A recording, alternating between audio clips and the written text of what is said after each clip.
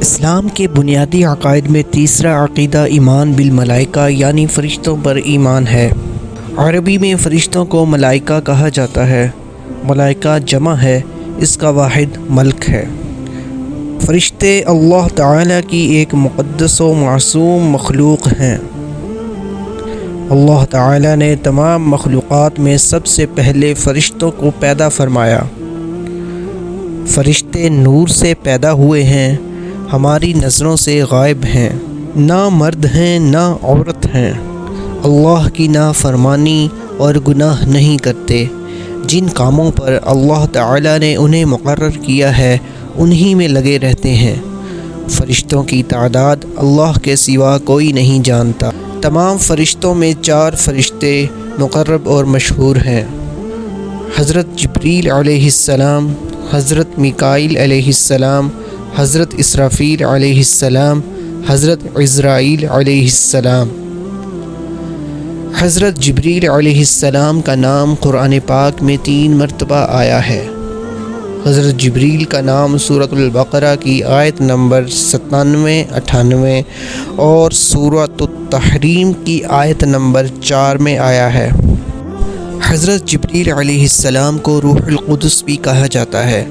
سورۃ البقرہ کی آیت نمبر 87 میں حضرت جبریل علیہ السلام کو روح القدس کہا گیا ہے۔ حضرت جبریل علیہ السلام کو تمام فرشتوں کا سردار بھی کہا جاتا ہے۔ حضرت جبریل علیہ السلام اللہ تعالیٰ کی کتابیں، احکامات اور پیغامات انبیاء کے پاس لاتے تھے۔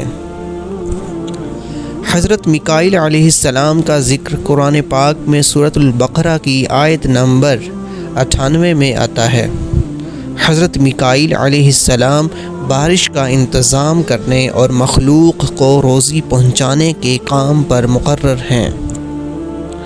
حضرت اسرافیل علیہ السلام قیامت میں سور پھونکیں گے۔ حضرت عزرائیل علیہ السلام مخلوق کی جان نکالنے پر مقرر ہیں۔ حضرت عزرائیل علیہ السلام کو ملک الموت بھی کہا جاتا ہے۔ ملک الموت کا ذکر سورۃ السجدہ آیت نمبر 11 میں آیا ہے۔ اور بھی بہت سے فرشتوں کا ذکر قرآن و حدیث میں آیا ہے۔ ہاروت اور ماروت کو بابل شہر میں آزمائش کے لیے اتارا گیا تھا۔ ہاروت اور ماروت کا ذکر سورۃ البقرہ کی آیت نمبر 102 میں آتا ہے۔ جہنم کے نگران فرشتہ کا نام مالک ہے۔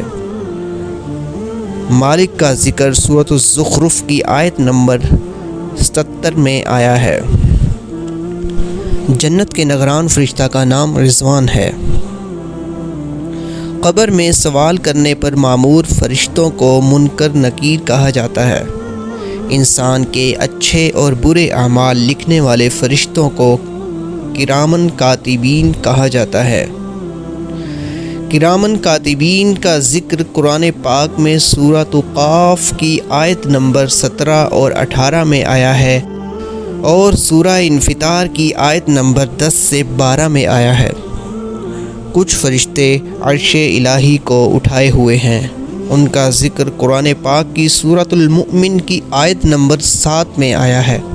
عرش الہی کو 8 فرشتوں کے اٹھانے کا ذکر قرآن پاک میں سورۃ الحاقہ کی آیت نمبر 17 میں آیا ہے۔ اللہ تعالیٰ نے انسانوں کی حفاظت پر بھی فرشتوں کو متعین کر رکھا ہے، جس کا ذکر قرآن پاک کی سورۃ الرعد کی آیت نمبر 11 میں آیا ہے۔